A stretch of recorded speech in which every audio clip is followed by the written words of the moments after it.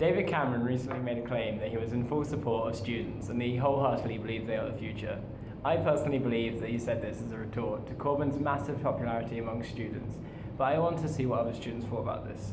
I asked a few students who they supported, if they believe that party supports students, and how they feel about the possibility of further increases to student tuition. I personally support Labour and believe that both now and in the past they have supported students and have tried to give them a voice in politics. I also feel that the recent news of an increase in tuition fees is an outrageous option that really should not be going through.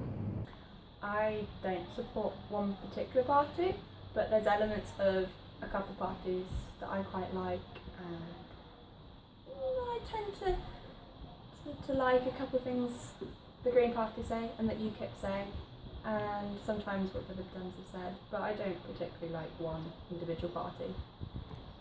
I don't think there's a party that supports students very well. They all want, well, two.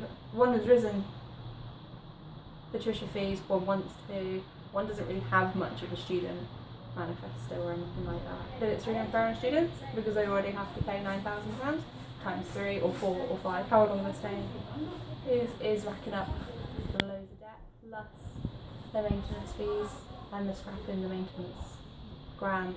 So it's all loans now, and it's just they've got such a large debt to come out with. All they want to do is study and better themselves. So I don't think it's a good idea. I support the Green Party the most at the moment. I think that they will be very supportive of students, especially with the current climate of tuition fees probably rising and things like that. But I haven't looked too deeply into their policies.